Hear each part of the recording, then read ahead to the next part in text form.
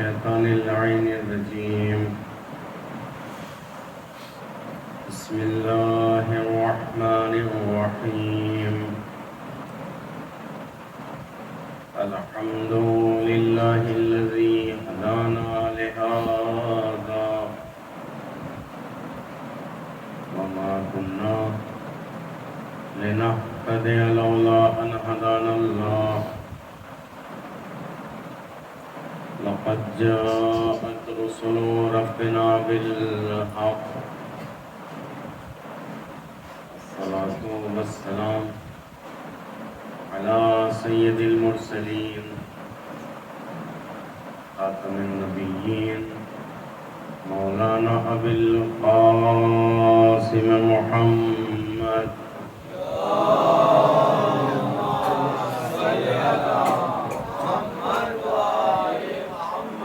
وعلى آله الطيبين الطاهرين المعصومين ولعنة الله على أعدائهم أجمعين من يومنا هذا إلى قيام يوم الدين. أما بعد فقد قال الله تبارك وتعالى في القرآن الكريم بسم الله الرحمن الرحيم ومن يبتغي غير الإسلام دينا فلن يقبل منه وهو في الآخرة من الخاسرين. صلى الله عليه محمد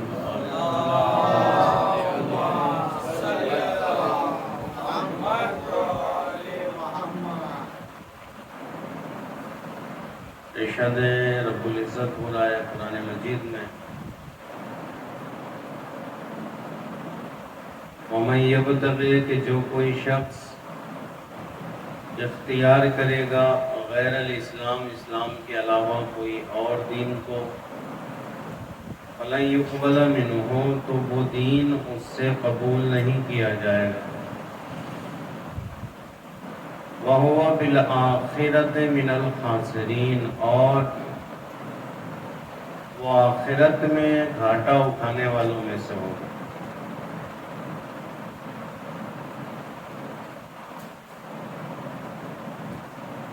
ہمارا موضوع اسلام اور عصر حاضر ہے.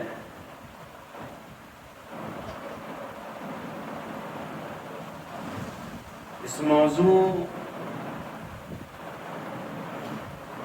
کی وسعت کا اندازہ اس بات سے لگایا جا سکتا ہے کہ اسلام خود اپنے اندر ہزارہ تعلیمات کو لیے ہوئے اور عصر حاضر بھی اپنے اندر ہزارہ تقاضوں کو لیے ہوئے.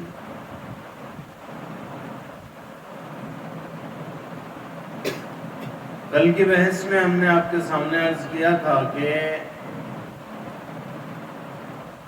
ایک نظریہ جس نے اسلام کو بہت زیادہ نقصان پہنچایا اور بھی ادیان کو نقصان پہنچایا وہ نظریہ تھا جدائی دین از سیاست.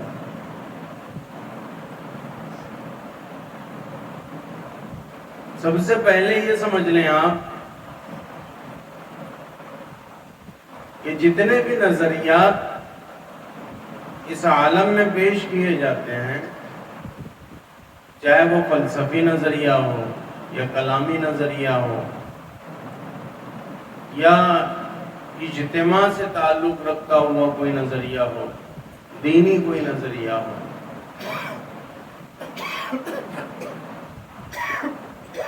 اور چاہے وہ نظریہ کسی ازم کی طرف سے پیش کیا گیا ہو جیسے بہت سارے ازم اس دنیا میں پائے جاتے ہیں سوشلزم ہے کمیونزم ہے یا وہ نظریہ کسی قوم یا کسی جماعت کی طرف سے پیش کیا گیا ہو ہر نظریے کے پیچھے کچھ مقاصد کار فرما ہوتے ہیں کچھ مقاصد کار فرما ہوتے ہیں. وہ مقصد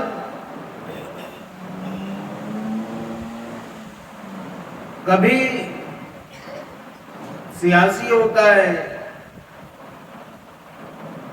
وہ مقصد کبھی جو ہے اجتماعی ہوتا ہے، وہ مقصد کبھی شخصی ہوتا ہے، الگ الگ مقاصد کے تحت. اور جیسا مقصد ہوتا ہے اس نظریات، اس نظریے کے اثرات ویسے ہی ظہور میں آتے ہیں.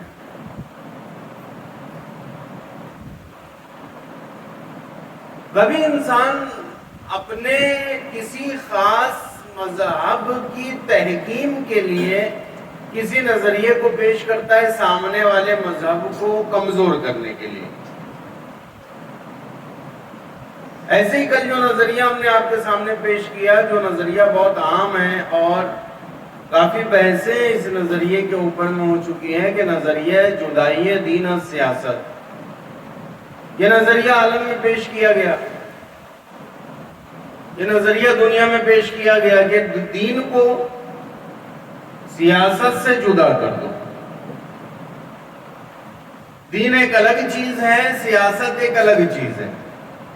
دین ایک الگ چیز ہے، پولیٹکس ایک الگ چیز ہے.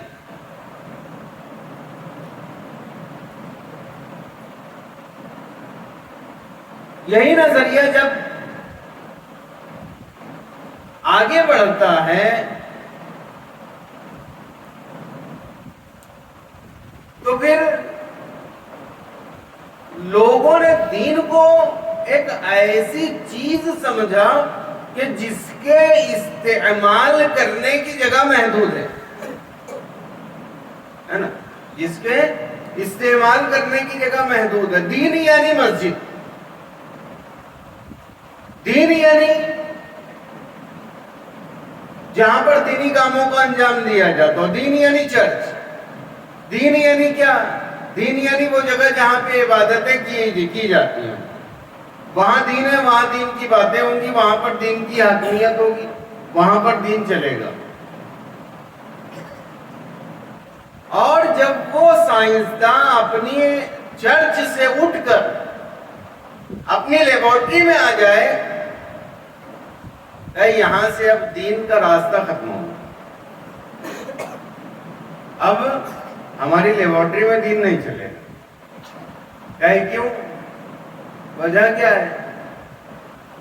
اس لیے کہ دین میں وہ طاقت نہیں دکھائی دیتی، دین میں وہ قوت نہیں دکھائی دیتی، دین میں وہ تمام باتیں نہیں پائی جاتی کہ جو ہماری لیبارٹری تک آ سکے.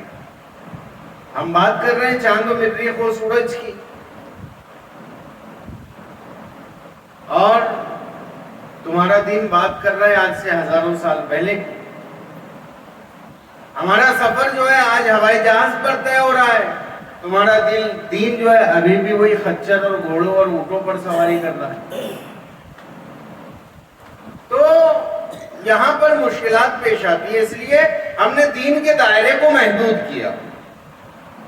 ہم نے دین کو ایک محدود، ہم یہ نہیں کہتے، ایک الگ چیز ہے کہ یا تو کبھی انسان دین کے محدود دائرے کو دیکھ کر دین کو چھوڑ دیتا ہے، وہ ایک الگ چیز ہو جاتی ہے، وہ ملحد ہو جاتا ہے، وہ کافر ہو جاتا ہے، وہ ایک الگ چیز ہے، خدا کا انکار کرنے والا ہو جاتا ہے. کچھ لوگوں کو خدا کا انکار نہیں کرنا ہے اور دین کو لے کے چلنا ہے اور ساتھ ساتھ دنیا کے بھی ساتھ چلنا ہے. تو اب کیا کریں؟ تو کہیں اس کا راستہ انہوں نے درمیانی راستہ یہ نکالا کہ دین کی حدود کو معین کر دو، دین کی راستوں کو معین کر دو، دین کی جگہ کو محدود کر دو. دین ایک الگ جگہ پر ہوگا، ہمارے کام ایک الگ جگہ پر ہوں گے، ہم اپنے کاموں کو اپنے اعتبار سے انجام دیں گے، اور جب سنڈے کے دن چرچ جایا کریں گے تو دین کے اعتبار سے اس دن کو گزار لیا کریں گے. یہ ایک راستہ نکالا ہے.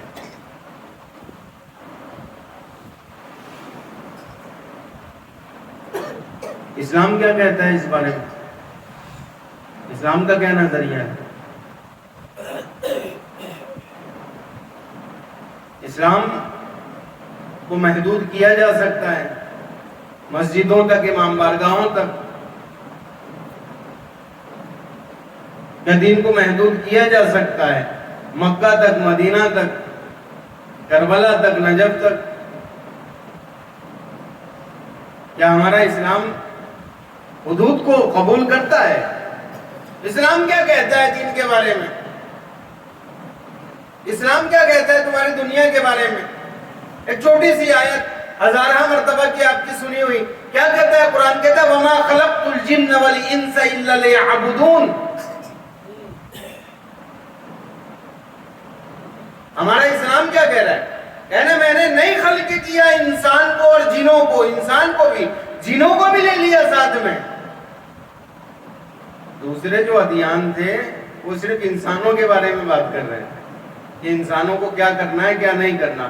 ہمارا اسلام کیا کہتا ہے؟ ہمارا اسلام کہتا ہے اس کو صرف انسان نہیں، غلط فہمی میں نہ رہ جانا، وہ جو جن ہیں اجنہ ہیں ان کو بھی کہا وما خلقت الجن والانس، کس لیے پیدا کیا؟ خلقت کا مقصد کیا ہے؟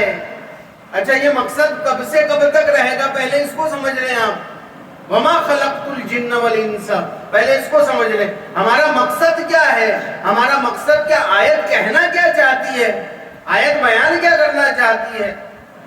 کہنا ہے ہم نے خلق نہیں کیا، پہلے نفی کر دی، پھر اللہ کے ذریعے سے استثناء کر دیا۔ یہاں پر یہ جو طریقہ ہے یہ طریقہ تاکید بتاتا ہے، یہ طریقہ ہر چیز کو سمیٹ لیتا ہے، یہ طریقہ ہر چیز کو سمو لیتا ہے، یہ لحن قرآن ہے، یہ طریقہ قرآن ہے کہ جب اس طریقے سے کوئی بات کی جاتی ہے تو پھر تمام چیزیں اس کے دائرے میں آ جاتی ہیں۔ اس کا مطلب کیا ہوا؟ اس کا مطلب یہ ہوا کہ جب سے پیدا ہوتے ہو، ادھر پیدا ہوئے تم آج، پہلی سانس لی، یہ پہلی سانس سے لے کر وہ آخری سانس جو تم لوگے، پہلی سانس سے لے کر وہ آخری سانس جو تم لوگے، یہ پوری کی پوری تمہاری عبادت ہونی چاہیے، یعنی پورا کا پورا تمہارا دین ہونا چاہیے۔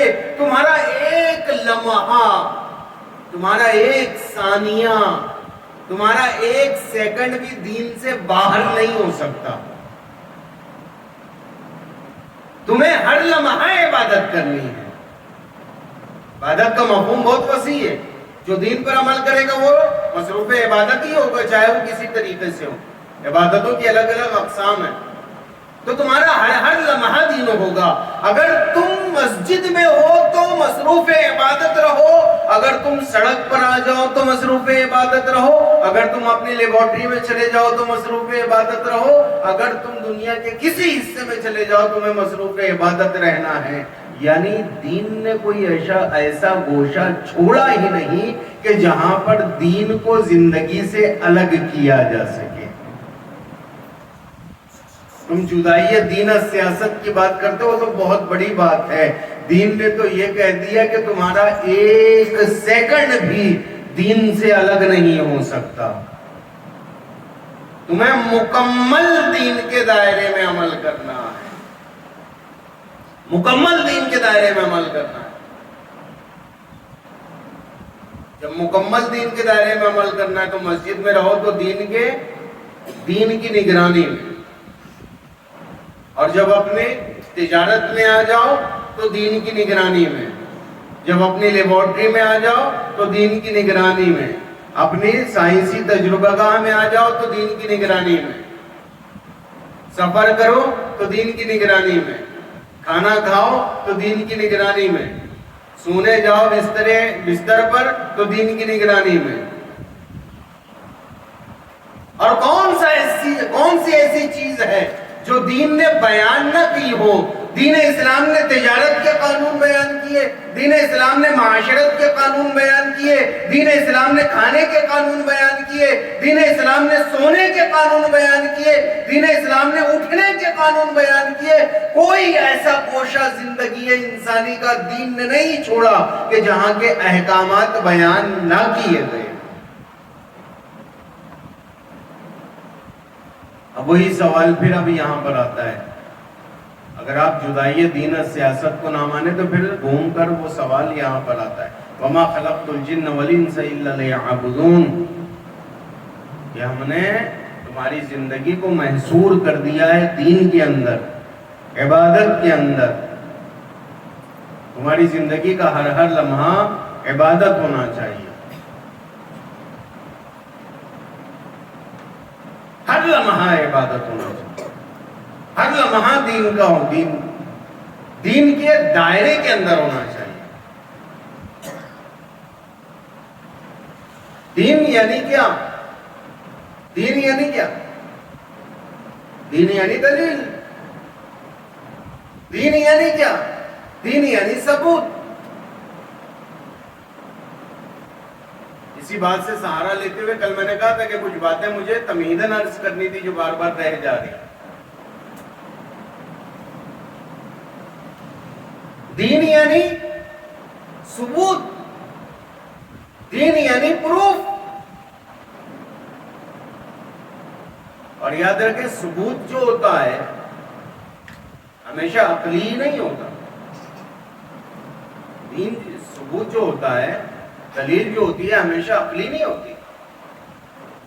دلیلوں کی بھی قسمیں ہوتی ہیں، عقلی دلیلیں بھی ہو، نقلی ہوتی ہیں۔ دلیل عقلی ہوتی ہے، نقلی ہوتی ہے، احساساتی ہوتی ہے، معاشرتی ہوتی ہے، اجتماعی ہوتی ہے، اخلاقی ہوتی ہے۔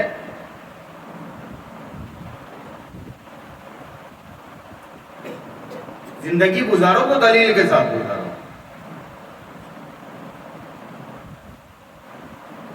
زندگی گزارو تو دلیل کے ساتھ گزارو۔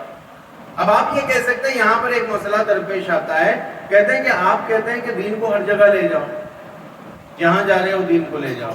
اگر یہاں سے چاند کا سفر ہے تو دین کو لے جاؤ، دین تم سے جدا نہیں ہے، نہ تم دین سے جدا ہو۔ جس وقت تمہارے اور دین کے درمیان جدائی آ جائے گی، بس وہیں سے فسق آ جائے گا، وہیں سے خرابی آ جائے گی۔ تم جدا نہیں کر سکتے اپنے آپ کو دین سے، تو پھر آپ کہتے ہیں کہ بھائی ٹھیک ہے، ہم اپنے آپ کو دین سے جدا نہیں کرتے، مگر کچھ مواقع ایسے آ جاتے ہیں کہ جہاں پر ہمیں مجبور ہو جانا پڑتا ہے، دین ہمارا ساتھ نہیں دے پاتا، دین ہمارا ساتھ نہیں دے پاتا، دین ہمارے ساتھ نہیں چل پاتا، دین پیچھے رہ جاتا ہے۔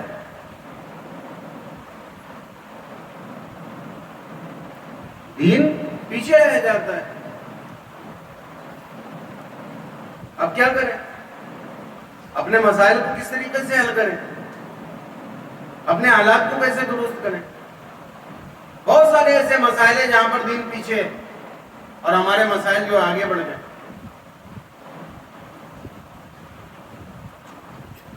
مثلا میں نے مثال دی تھی شاید کل،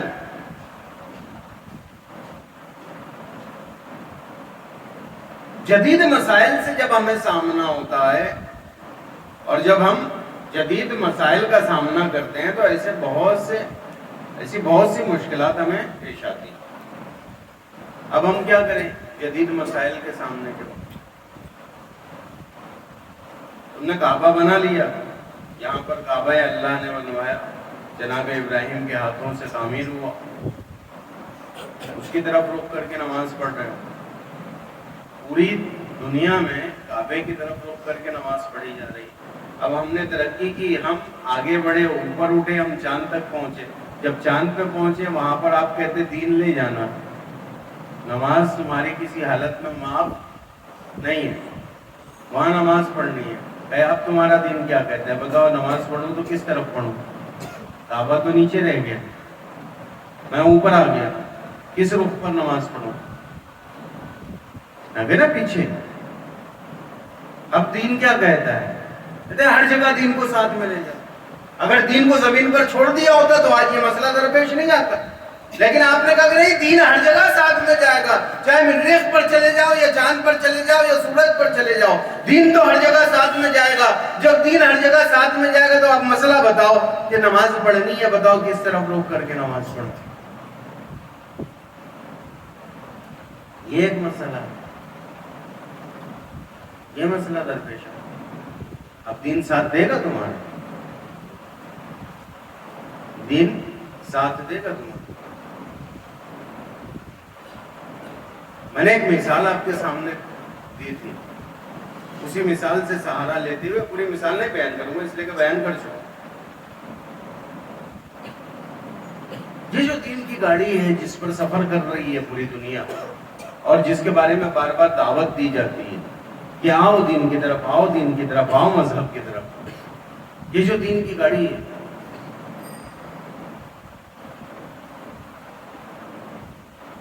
اس دین کی گاڑی کو جس انداز سے لے کر چلنا چاہیے تھا، دین اپنی جگہ مکمل ہے، دین اپنی جگہ مکمل ہے. یہ مکمل دین اگر اسے صحیح طریقے سے استعمال کرنے کا طریقہ آپ کو نہ آتا، یا جن کے ہاتھوں میں یہ دین دیا گیا ہے، جن کے ہاتھوں میں یہ دین سونپا گیا ہے، جن کے ہاتھوں میں یہ دین امانت ہے. اب مثلا آپ کے یہاں کوئی مریض ہے، آپ کے یہاں کوئی مریض ہے، شدید مریض ہو گیا، آپ نے ڈاکٹر کو کال کیا، ڈاکٹر کو کال کرنے کے بعد ڈاکٹر آپ کے گھر پہ آیا، دروازے پر پہنچا. دروازے پر پہنچنے کے بعد آپ نے دیکھا کہ اس کے گلے میں اسٹیتھوسکوپ ہے، ہاتھ میں بی پی چیک کرنے کا ایک آلہ ہے، تھرمامیٹر ہے، اور بھی کچھ لوازمات، انجیکشن کی سرنج وغیرہ سب لے کر وہ آیا. آپ نے بولا ٹھیک ہے، آپ آ گئے، سامان لے آئے تھے؟ ہاں سامان پورا ہے. آپ نے سرنج لے لی، اسٹیتھوسکوپ لے لیا، بی پی چیک کرنے کا آلہ لے لیا، اور ڈاکٹر سے کہا آپ ایک کام کریے، آپ جائیے میں کر لوں گا، آپ جائیے میں کر لوں گا. ڈاکٹر کا کیا جائے گا، وہ اپنا پورا سامان دے گا کہ ٹھیک ہے کر لو. اللہ نے قرآن بھیجا، اہل بیت بھیجے، ایک شخص آگے بڑھ کے کھڑا ہوا، کہتے حسبنا کتاب اللہ، لاؤ کتاب دے دو ہم کر لیں گے، لاؤ کتاب دے دو ہم کر لیں گے. ویسے ہی جیسے ڈاکٹر کے ہاتھ سے اسٹیتھوسکوپ لیا اور کہا تم جاؤ ہم کر لیں گے. کیا بنے گا مریض کا؟ کیا ہوگا مریض کے ساتھ میں؟ مر جائے گا، ختم ہو جائے گا.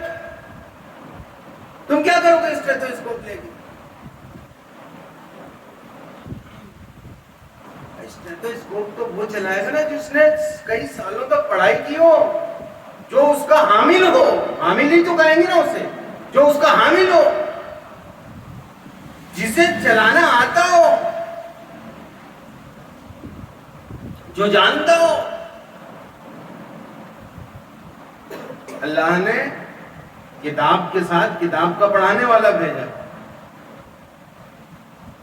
یہ تو وہی بات ہو گئی، بالکل عام سی مثال ہے کہ آپ کا ایک بہت ذہین بچہ، آپ نے اسے بھیجا اسکول. اسکول میں ماسٹر کون ہے؟ کتاب کا پڑھانے والا.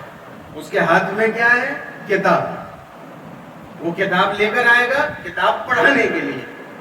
جیسے کہ خدا نے بھیجا کتاب خدا اور ایک کتاب کے پڑھانے والے. آپ کا ذہین بچہ کلاس کے دروازے پر کھڑا ہو جائے، ماسٹر کے ہاتھ سے کتاب لے لے، کہے یہ کتاب ہماری، آپ جائیے. حسبنا کتاب اللہ، کتاب خود، کتاب جو ہے ہمارے لیے کافی ہے. اگر تم نے ماسٹر کو واپس بھیج دیا نا تو نہ وہ کتاب تمہارے کوئی کام آئے گی، نہ تم علم حاصل کر سکو گے، نہ اپنی زندگی کے راستوں کو طے کر سکو. ختم ہے سب. آپ کہیں گے، بچہ کہے گا کتاب میں کون سی چیز نہیں ہے؟ سب ہے. توحید سے لے کے قیامت تک تمام باتیں ہیں. نماز سے لے کے امر بالمعروف تولا تبرہ سب ہے. مگر استعمال کون کرے گا، بتائے گا کون؟ تم نے معلم کو تو بھیج دیا، معلم کو تو قتل کر دیا، معلم کو تو شہید کر دیا.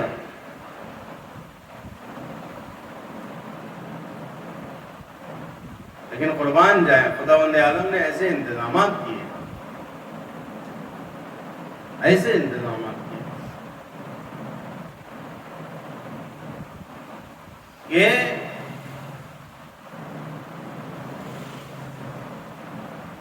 ان معلمات اور ان معلموں نے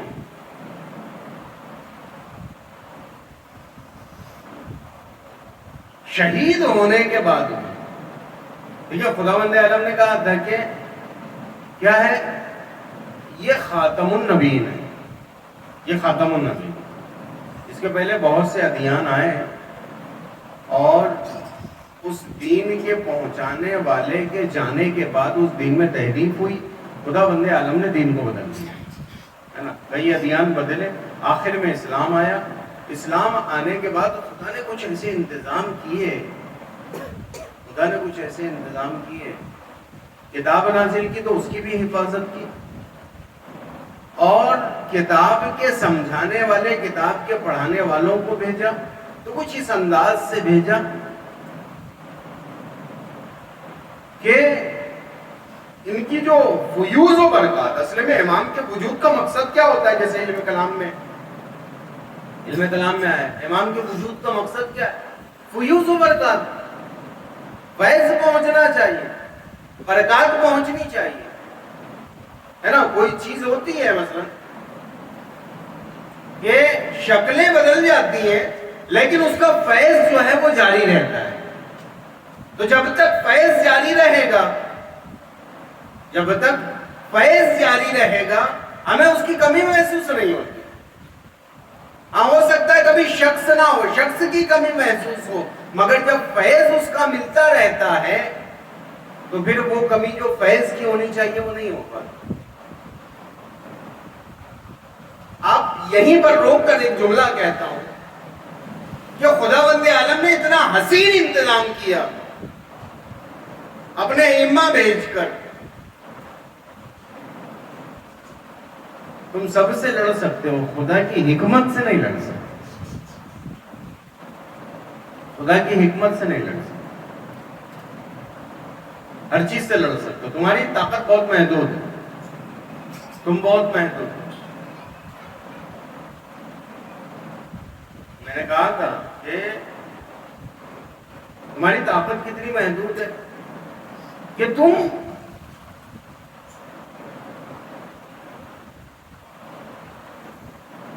سیب خرید سکتے ہو، بہت زیادہ پیسہ اگر آپ کے پاس ہو تو سیب خرید سکتے ہو، لیکن تمہاری طاقت محدود کہاں ہو جاتی ہے؟ تم سیب خرید سکتے ہو، سیب کی مٹھاس نہیں خرید سکتے، اس کی حلاوت نہیں خرید سکتے، چاہے کتنے ہی پیسے خرچ کرو۔ یہ محدودیت ہے تمہاری، یہ تمہاری محدودیت ہے۔ یہاں پر آگے انسان محدود ہو جاتا ہے۔ یہاں پر رک کر ایک جملہ سنیے گا کہ انسانوں، خدا نے ائمہ کو بھیجا، لوگوں نے دشمنی میں آ کر کتاب خدا کو تو نہیں مٹا پائے،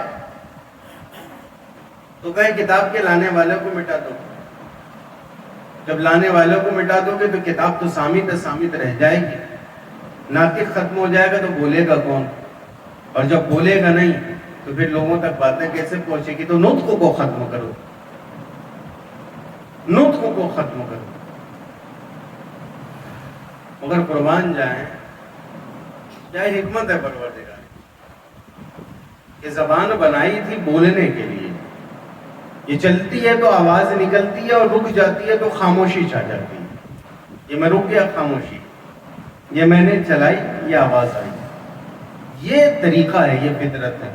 خدا نے کہا کہ فطرت بھی میں نے بنایا، قانون بھی میں نے بنایا، دنیا بھی میں نے بنایا ہے، تمام اصول بھی میرے بنائے، بنا بھی سکتا ہوں تو توڑ بھی سکتا ہوں۔ یہ زبان چلے گی تو آواز آئے گی، یہ زبان چلے گی تو الفاظ نکلیں گے، یہ زبان چلے گی تو احادیث نکلیں گی، یہ زبان چلے گی تو احادیث نکلیں گی، یہ زبان چلے گی تو فضائل نکلیں گے، اور جب یہ زبان رک جائے گی تو خاموشی چھا جائے گی۔ زبان چل رہی ہے، زبان چل رہی ہے، علی کے فضائل نشر ہو رہے ہیں۔ ابن زیاد نے چاہا کہ زبان خاموش کر دے تو خاموش تو نہیں کر پایا، زبان کاٹ دی۔ کہے نہ زبان رہے گی نہ علی کے فضائل رہیں گے، مگر یہ انتظام قدرت تھا کہ کٹنے کے بعد بھی آج بھی زبانیں نسم تمار بول رہی ہے۔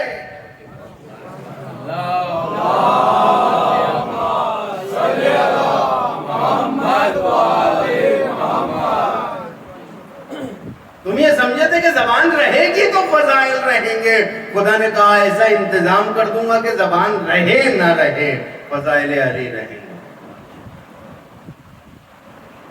فضائل زبان محتاج فضائل علی ہے، فضائل علی محتاج زبان نہیں ہے۔ فضائل علی زبان کو قوت گویائی دیتے ہیں، نہ کہ قوت گویائی کی وجہ سے فضائل علی ہے۔ یہ انتظام قدرت ہے، یہ انتظام قدرت۔ کربلا کے بارے میں آپ کہتے ہیں کہ اسلام بچ گیا، امام حسین نے اسلام بچا لیا، امام نے اسلام بچا لیا اور فتح ہی نصیب ہوئی امام کو۔ کبھی غور کیا آپ نے کربلا کے واقعات پر؟ میں نے کہا تھا کہ جب تک فیض جاری ہے، فیض جب تک جاری ہے تب تک شخصیت چاہے پردے میں رہے یا پردے کے باہر رہے، اس کا فیض تو جاری ہے نا۔ اور خدا کا مقصد بھی یہ تھا کہ میرے دین کا فیض جاری رہے، میرے دین کا فیض جاری رہے، فیوزات و برکات جو دین کے ہیں وہ جاری رہیں۔ کربلا میں یزید کہتا ہے کہ بیعت کر لو، امام نے کہا بیعت نہیں کرنی۔ پھر امام کے کئی خطبات ہیں جو امام نے مینا میں دیے ہیں، امام نے مکے سے کربلا کے راستے میں خطبات بیان کیے ہیں، امام نے مدینے سے مکے کے راستے میں خطبات بیان کیے، خود مدینے میں امام نے خطبات بیان کیے، اپنے مقاصد کو، اپنے مقصد کو آگاہ کیا، اپنے مقصد سے آگاہ کیا۔ تمام چیزوں میں ایک چیز کہ امام چلے۔ ظاہراً کیا ہوا کربلا میں؟ ظاہر طریقے سے یزید نے کئی لاکھ کی فوج بھیجا، امام کے 72 ساتھیوں کو تہہ دیکھ کر دیا، شہید کر دیا، ختم کر دیا، کیونکہ وہی تھا یا بیعت لے لینا یا سر قلم کر دینا۔ سر قلم کر دیا، بیعت تو نہیں ملی، سر قلم ہو گیا، سر قلم۔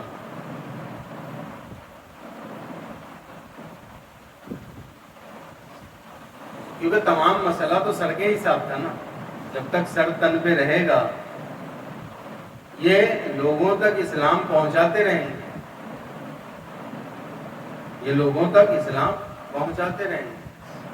آپ دیکھیں امام علی کے زمانے سے لے کر ہمارے 12ویں امام تو حیات ہے، 11ویں امام تک سب کی شہادتیں ہوئی، لیکن وہ شہادت صرف شہادت امام حسین عالی مقام، یہ ایک عجیب سا سر ہے، ایک عجیب سا راز ہے اس میں۔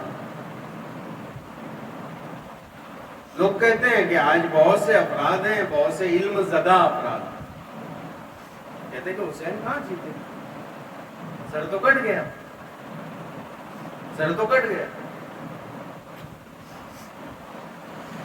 بیویاں تو اسیر ہو گئی، یہ تو قیدی ہو گئے، یہ تو قید میں چلے گئے، جتنے ساتھی تھے سب کے سب ختم ہو گئے، تو جیتا کون؟ ظاہری۔ میں کہتا ہوں نا ظاہری نہ باطنی، دونوں میں فتح یزید کو نہیں ملی۔ بعض لوگ کہتے ہیں کہ باطنی فتح حسین کی تھی، ظاہری فتح یزید کی تھی۔ میں کہتا ہوں نہ ظاہری فتح یزید کی تھی نہ باطنی فتح یزید کی تھی، ظاہراً بھی حسین جیتے، باطناً بھی حسین جیتے۔ ظاہراً کیسے حسین جیتے؟ مقصد کے ختم ہونے سے، مقصد سے ہی تو جیت اور ہار کا فیصلہ ہوتا ہے نا۔ بھائی آپ گئے یہاں سے چڑھائی کر کے دہلی، کہ دہلی فتح کریں گے، مقصد کیا ہے؟ دہلی کا فتح کرنا۔ اب اگر دہلی فتح تو جیت، دہلی اگر فتح نہیں ہوئی تو ہار۔ یہی تو طریقہ ہے، یہی تو قاعدہ ہے. اب اس قاعدے کو مت بدلنا کہ مقصد سے جیت اور ہار کا اعلان ہوتا ہے. امام کا مقصد کیا تھا؟ کلمۃ لا الہ الا اللہ باقی رہے. آپ ظاہری اور باطنی کی بات کرتے ہیں، کلمہ لا الہ الا اللہ باقی رہے. کبھی کبھی خداوند عالم قانون بناتا ہے تاکہ دنیا چلے. بہت سے قانون ہیں دنیا کے چلنے کے لیے. مثلا کسی شخص کی موت ابھی سے 10 سال بعد ہو، 10 سال بعد وہ مرنے والا ہو. خداوند عالم نے تقدیر میں لکھ دیا کہ یہ 10 سال بعد مرے گا، یہ 10 سال بعد مرے گا. 10 سال پہلے آپ ایک چاقو سے اس کی گردن قلم کر دیں، ایک چاقو سے اس کی گردن کو قلم کر دیں، وہ آج مرے گا نہیں مرے گا؟ آج مر گیا، گردن قلم ہو گئی، مر گیا. آپ کہیں گے کہ موت تو تقدیر میں 10 سال بعد کی لکھی ہوئی تھی نا، یہ آج کیوں مر گیا؟ اگر 10 سال بعد تقدیر میں لکھی تو اب اس کو جو ہے 100 منزلے سے نیچے پھینک تو نہیں مرنا چاہیے، کیونکہ تقدیر میں 10 سال بعد موت ہے. کہ قانون قدرت بھی کچھ ہوتا ہے نہیں ہوتا، کوئی چیز ہوتی نہیں ہوتی. یہ قانون قدرت ہے کہ اگر تم اس قانون کی خلاف ورزی کرو گے تو نقصان تمہیں اٹھانا پڑے گا، یہ قانون ہے. لیکن خداوند عالم کبھی کبھی اس قانون فطرت کو توڑ دیتا ہے. انسان بولتا اسی وقت تک ہے جب تک اس کا پورا بدن سالم ہو. انسان تکلم اسی وقت کرتا ہے جب اس کا پورا بدن سالم ہو. خداوند عالم قانون کو توڑتا ہے کبھی اسلام کو باقی رکھنے کے لیے، اور کبھی قانون بناتا ہے اسلام باقی رکھنے کے لیے. پروردگار عالم نے کہا فیوز جاری رہیں گے، تم کیا کر سکتے ہو وہ تم کر لو. یزید نے حکم دیا حسین کا سر قلم کر لینا. مقصد کیا تھا؟ دین کو ختم کرنا ہے. کلمہ لا الہ الا اللہ کو ختم کرنے کے لیے یزید آگے بڑھا، حسین کلمہ لا الہ الا اللہ کو بچانے کے لیے آگے بڑھے. یزید نے کہا جتنی میری طاقت ہے میں لگا دوں گا. یزید نے اپنی پوری طاقت کو لگائی، آگے بڑھتا ہے، شمر کو بھیجتا ہے، عمر سعد کو بھیجتا ہے. شمر آگے بڑھتا ہے، کہتا ہے کہ حسین کلمہ لا الہ الا اللہ نہیں رہے گا. کہے کیوں نہیں رہے گا؟ کہے اس لیے کہ تم نہیں رہو گے. جب تم نہیں رہو گے تو کلمہ لا الہ الا اللہ کہاں سے رہے گا؟ ایک مرتبہ شمر آگے بڑھتا ہے، حسین کے گلے کو قطع کرتا ہے، سر کو نول کے نیزہ پر بلند کرتا ہے. جب آواز قدرت آتی ہے کہ بس تیری حد یہیں تک تھی، تیری حد ختم ہو گئی. ادھر سر حسین نیزے پر بلند ہوتا ہے، آواز دیتا ہے انا صحاب الکہف والرقیم کانوا من آیاتنا عجبا. تم گردن کاٹ سکتے ہو، آواز حسین کو نہیں دبا سکتے.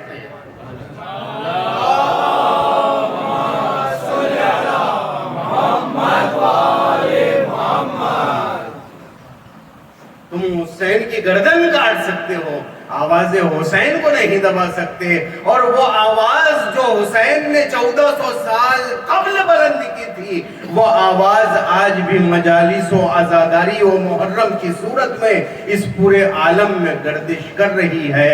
آج کوئی زمانے میں یزید کا نام لینے والا نہیں، مگر جیسے ہی محرم آتا ہے پوری دنیا سے لبیک یا حسین، لبیک یا حسین کی صدائیں بلند ہو جاتی ہیں. یہ بتاتی ہیں کہ ظاہری فتح بھی حسین کی تھی اور باطنی فتح بھی حسین کی، دونوں فتح حسین. نہ یزید ظاہر میں کامیاب ہو پایا، نہ یزید باطن میں کامیاب ہو پایا. خدا نے قانون کو توڑ دیا. گردن کٹنے کے بعد انسان خاموش ہوتا ہے، یہاں گردن کٹنے کے بعد انسان نے بولنا شروع کیا. سانسوں کے رک جانے کے بعد خاموشی آتی ہے، یہاں پر سانسوں کے رک جانے کے بعد تکلم آیا. زبان کے کٹ جانے کے بعد خاموشی آتی ہے، یہاں پر زبان کے کٹ جانے کے بعد تکلم آیا. یہ میرا موضوع نہیں ہے، نہیں تو کسی دن بتاؤں گا کہ کس طریقے سے دبایا گیا اور کس طریقے سے فضائل ابھرے ہیں، کس طریقے سے فضائل ابھرے. بس عزیزانہ،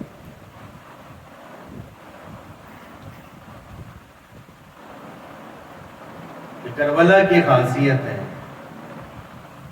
یہ فیوز ہے، یہ برکات ہے.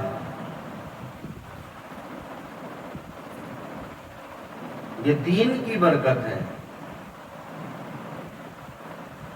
کچھ دلیلیں عقلی ہوتی ہیں تو کچھ احساساتی دلیلیں بھی ہوتی ہیں. احساس والے ہی سمجھ پاتے ہیں ان دلیلوں.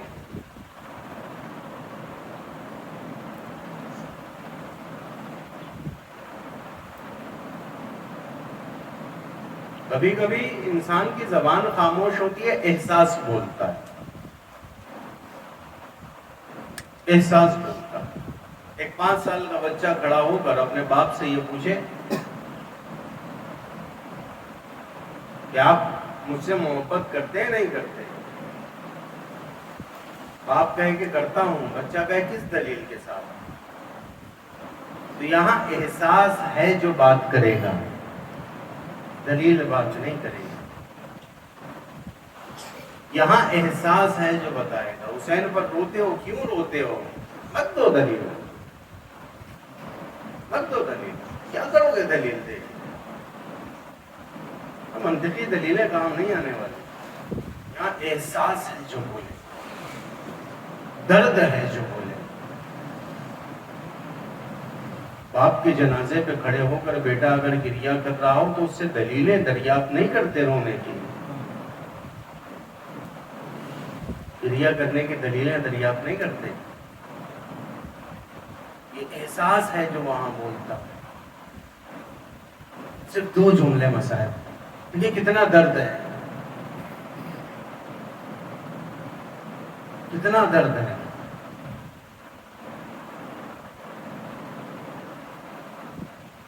امام سجاد ہیں، خیر کربلا کو اپنی آنکھوں سے دیکھ کر آئے ہیں.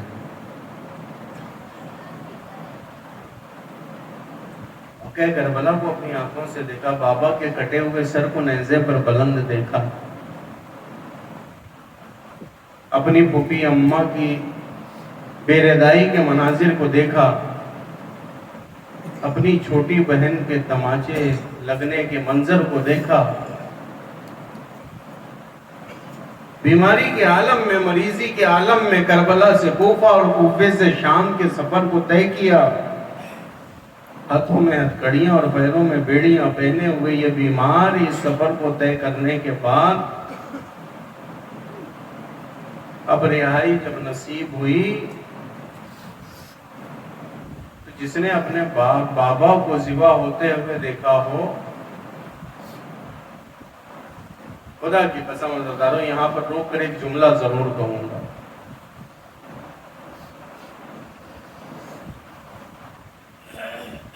صحیفہ سجادیہ امام سجاد کی دعاؤں کی کتاب. میں یہ سمجھتا ہوں کہ ہر عزادار کو کم از کم اپنی زندگی میں ایک بار ضرور پڑھنا چاہیے. اب یا تو دعائیں ہیں یا گریہ ہے. امام کو کسی نے مسکراتے ہوئے نہیں دیکھا کہ امام نے مسکرانا چھوڑ دیا. بازار سے گزرتے ہیں، قصاب اپنے گوشت پر کپڑا ڈال دیا کرتے ہیں کہ مبادا کہیں امام سجاد کی نظر ان حیوانات پر نہ پڑ جائے. کبھی اگر کسی حیوان پر امام کی نظر پڑ گئی، ایک مرتبہ آگے بڑھتے تھے، سوال کرتے تھے، قصاب تو نے اس جانور کو ذبح کیا تو تو نے اسے پیاسا تو نہیں ذبح کیا، ارے اسے پانی تو پلا دیا تھا. ہاں تو نے اس جانور کو جب ذبح کیا تو اسے تنہا ذبح کیا تھا یا کسی کے سامنے ذبح کیا تھا؟